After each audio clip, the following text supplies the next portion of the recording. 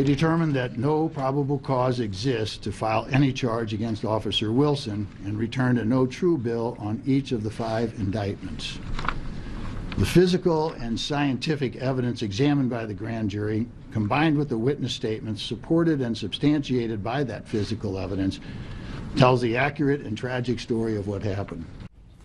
That was St. Louis County Prosecuting Attorney Bob McCulloch announcing the decision that the grand jury will not be indicting Officer Darren Wilson. Obviously, it is a long-awaited decision. We've been waiting since Mike Brown was shot and killed on August 9th. That set off a furious reaction, not only in Ferguson, where folks took to the streets protesting that decision. Of course, you had buildings that were set afire, as well as folks looting, but you also had those who were peacefully protesting. But it wasn't just in Ferguson. Protests broke out all across the country: Chicago, Philadelphia, New York, Seattle, Los Angeles as well. There was widespread reaction, including President Barack Obama, the parents of Michael Brown, as well as Attorney General Eric Holder. We have full coverage right here on News One Now on TV One. I want to introduce the folks on the show. We have Glenn Ivey, former federal prosecutor right here, joining us on the set. We also have Jeff Johnson, Law and Victoria Burke, Cleo Monago. Also on the phone, Skype, we have Lisa Bloom, legal analyst and managing partner of the Bloom firm from Los Angeles. And so I want to get right into it. So we're going to play some other sound bites. I want to get right into it. Lisa, I want to start with you. You're on the West Coast, but you've been up all night. You've actually read through the entire testimony of Darren Wilson, and you are absolutely outraged at what you say are softball questions from this prosecutor who acted as if he never wanted to prosecute Darren Wilson.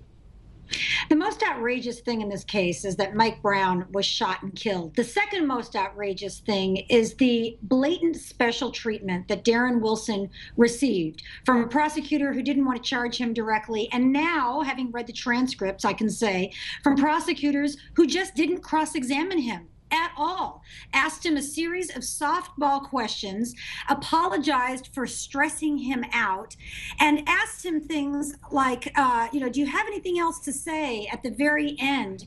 And then Darren Wilson says, well, nobody here has asked me how I was afraid when Mike Brown was running away. I mean, it took Darren Wilson himself to put that issue before the grand jury. That's how easy and friendly the questions were to him. Essentially, he was just allowed to tell his story. Obvious inconsistencies were not pointed out to him. He wasn't confronted with hard evidence that was inconsistent with his story. I mean, this is what we attorneys do. I try excessive force cases. I win excessive force cases. How do I do it? Not by being nice to the other side, but by giving them very aggressive cross-examinations. That's how you get to the truth, and that didn't happen here. Glenn Ivey. Well, the prosecutor said last night when he announced the grand jury's decision that he had confronted other witnesses with inconsistencies, especially when it came to the forensic evidence. So it is odd that he wouldn't present the same sorts of inconsistencies and raise them with Wilson as well. And I think the overall point that there's skepticism about this prosecutor leading this grand jury investigation was really heightened in part by the way he presented his findings last night, because he really did sound like he was making an argument for why it shouldn't have been indicted. And I'm disturbed by that. I really am. I mean, the good thing here, the only good news here is that Ben Crump may get to cross on this ridiculous testimony by Darren Wilson in a civil case. That's the only good thing here.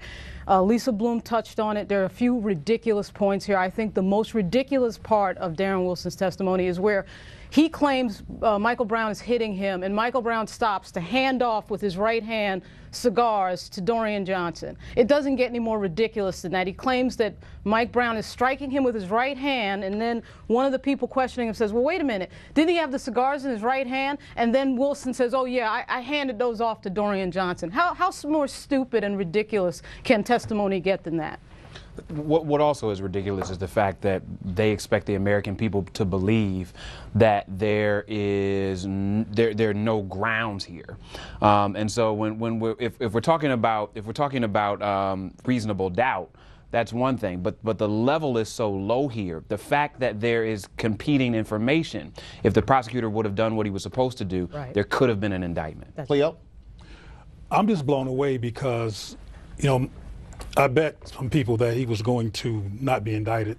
I won a few bucks off of this. What was interesting was when I watched, what's his name, McCullough? Yeah, Bob McCullough. Bob McCullough do his thing. I was listening, and I was trying to find the clear reason why Darren did what he did, and that was never ever expressed. There was no clear defense that he articulated that made it make sense. And he was going around and around and around, and he was trying to imply hearsay very early.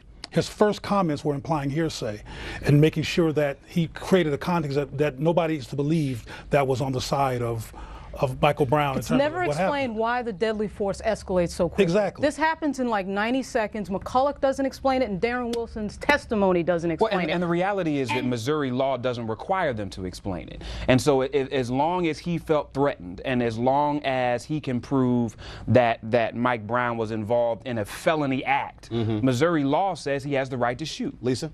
But Roland, here's what's All right, I think Lisa's Skype froze on us, so we're going to get her back. And I quote. Lisa, go ahead. We got you back. Your Skype froze. Go ahead. Okay. Darren Wilson says, and I quote, "There's a lot of gangs that reside or associate with that area. There's a lot of violence in that area. There's a lot of gun activity, drug activity. It is just not a very well-liked community." Translation: I don't like the people in the community that I serve.